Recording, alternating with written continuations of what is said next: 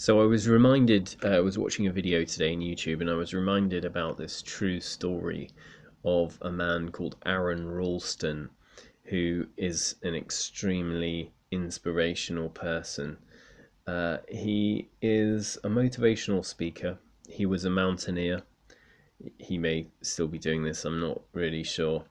But there was a film that it was called 127 Hours, and I'll talk to you about that in a minute. But Aron Ralston, he was born in 1975. He is an American outdoorsman. He's a mechanical engineer, and he's a motivational speaker. And he's well known for surviving a canyoneering accident by cutting off his own arm.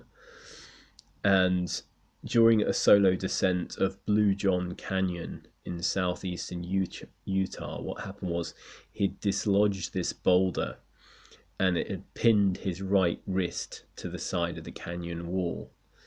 And after 5 days, he was able to amputate his arm. He did this with a dull pocket knife. So you can imagine the bravery, the sheer courage and bravery of this man to be able to break his arm and then cut through the remaining tissue to pull free and survive. Then he made his way through the rest of the canyon. He rappelled down a 65-foot drop and hiked 7 miles or 11 kilometers to safety. And he has this autobiography, Between a Rock and a Hard Place.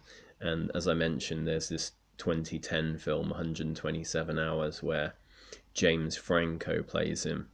And after the accident, he continued mountaineering. Okay, so he continued mountaineering.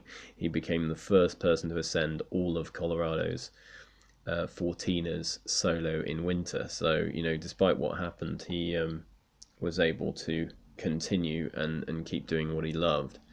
So that's an amazing inspirational story.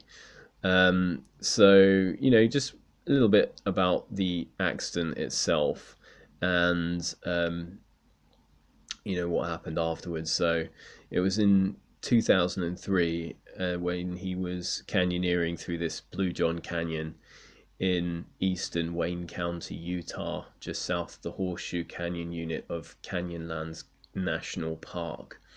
And he was descending the lower stretches of the Slot Canyon, a suspended boulder which became dislodged while he was climbing down from it, and it smashed his left hand and then crushed his right hand against the canyon wall. So Ralston, he hadn't done a very clever thing in a way, because he hadn't told anyone about his plans to go hiking. He didn't have any way to call for help, so he assumed that he would die without any intervention. He spent 5 days and he was slowly sipping this small amount of water that was remaining. He only had about 350 milliliters of water, and he was slowly eating his small amount of food, which was 2 burritos, and he kept on trying to pull his arm out, but these were futile efforts, and he was unable to free his arm from the 800-pound or 360-kilogram chalk stone. So after 3 days of trying to lift and break the boulder, he was getting dehydrated and he was getting delirious. And so he had to get ready to amputate his trapped arm on a point on the mid-forearm to escape. So after he had experimented with tourniquets and having made exploratory, so he was making exploratory superficial cuts to his forearm. Can you imagine how hectic that is? He was cutting his forearm, getting ready to do what he had to do. So he realized that on the 4th day, to free his arm, he'd have to cut through the bones in it, but the tools weren't, enough to do so. So he'd run out of food and water on the 5th day, and he decided to drink his own urine. So he carved his name, date of birth, and presumed date of death into the sandstone canyon wall, he videotaped his last goodbyes to his family. He didn't expect to survive the night, but he was trying to stay warm. He began hallucinating. He had this vision of himself playing with a future child while missing part of his right arm, and he credited this as giving him the belief that he would live. So he woke up at dawn the following day. He discovered that his arm had begun to decompose due to lack of circulation, and this sort of does with it goes sort of gangrenous, and the flesh is dead. And he was becoming desperate to tear this thing off. So he had this epiphany that he could break his radius and ulnar bones using torque against his trapped arm. So can you imagine having to do this? He did that, and then he amputated his forearm with his multi-tool. So, I mean, I have a multi-tool, and it has like a very sharp knife blade on it. But even so, imagining having to do that to yourself is just hectic. Using the dull 2-inch knife and pliers for the tougher tendons. So apparently it took him an hour to do this. So he used tubing from a camelback, those camelback drink things, as a tourniquet. He was taking care to leave major arteries until last, and then he didn't name who made the multi-tool, but Ralston said it wasn't a Leatherman, but what you would get if you bought a $15 flashlight and got a free use multi-tool. So it wasn't even like it wasn't even the Leatherman that I have, which, it may not have had the best blade. It had those cheap multi-tools have really shitty blades. So a Leatherman, I can imagine it might have cut it quicker. But anyway, hectic. So he freed himself. He climbed out of this slot canyon in which he'd been trapped. He rappelled down a 65-foot sheer wall, and then he hiked out of the canyon all one-handed. He was about 8 miles from his vehicle. He had no phone. However, after 6 miles of hiking, he met this family who were on holiday from the Netherlands, Eric and Monique Major, and their son Andy, who gave him food and water and hurried to alert the authorities. So then he feared he would bleed to death. He'd lost 18 kilos of weight, including 25% of his blood volume, and rescuers searching for him, alerted by his family that he was missing, had narrowed the search down to Canyonlands and he was picked up by helicopter in a wide area of the canyon. He was rescued about 4 hours after amputating his arm. And then he later said that if he had amputated his arm earlier, he would have bled to death before being found, while if he had not done it, he would have been found dead in the slot canyon days later. So, he made the right decision. And his severed hand and forearm were retrieved from under the boulder by park authorities.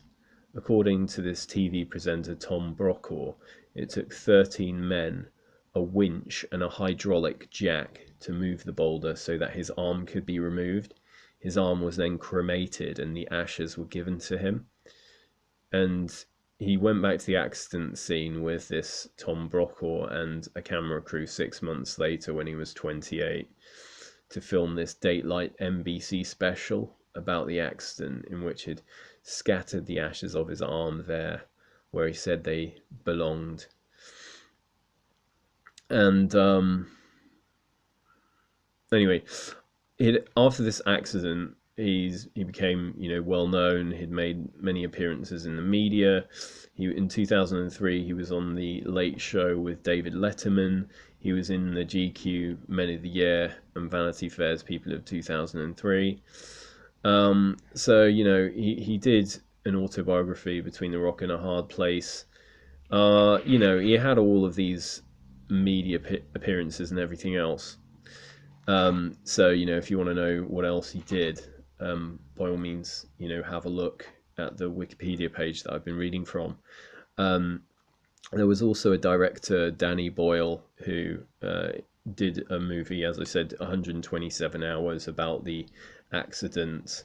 It was filmed in 2010. It was released in New York City and LA in 2010, and it was funded by, Fox Searchlight did that film, and then James Franco, the actor, played Ralston, and it did well at the Telluride Film Festival and Toronto International Film Festival, and some of the audience people were fainting during the final scene where it's amputating his arm, and it got widespread acclaim by critics, and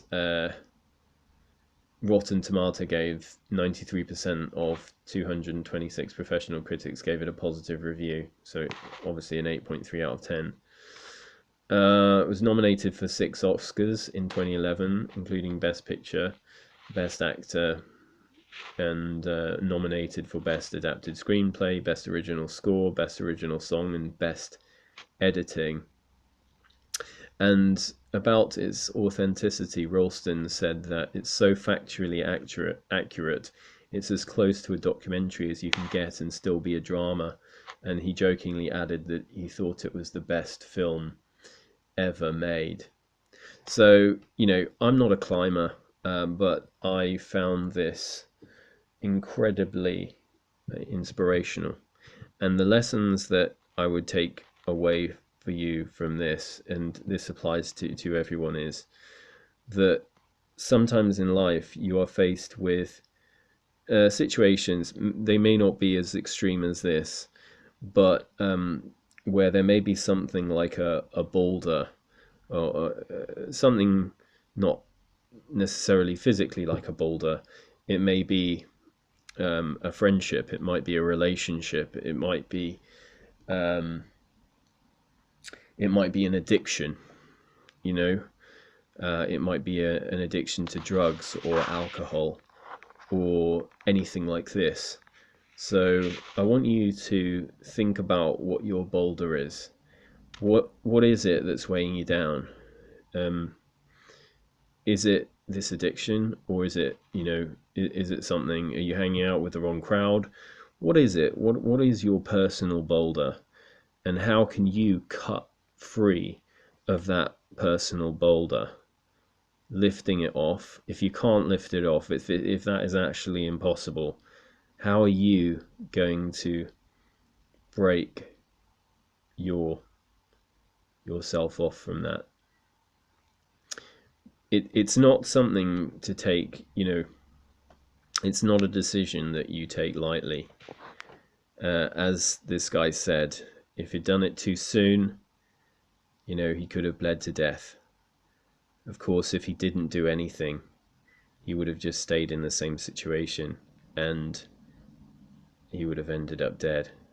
And I've seen people in the past who've had this, so family. There was a guy I knew at school whose father was an alcoholic, and he drank himself to an early grave.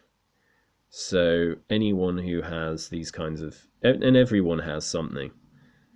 If it's not an addiction for you, it will be something else, anything, other people, whatever's weighing you down in life. You have to actually take that decision, and then you have to go ahead with that decision and take the consequences. And you're going to lose something. You always are. With losses, you get gains, though. Sometimes you're going to lose some things, but just make sure that once you've cut that free, because most of the time you're not going to be able to go back there. That's like a permanent change. But sometimes life is, hectic and extreme, and big actions need to be taken for your self-preservation. So that's it, really. I hope you got something out of that. Please, as always, click the bell if you like this content, like, share, and subscribe. And I'll be looking out all the time. I'm always looking out for uplifting, inspirational stories like this. And just an amazing guy. I'm blown away that he was able to get away from that ridiculously tough situation and came out with his life. Incredible. Catch you soon. Ciao.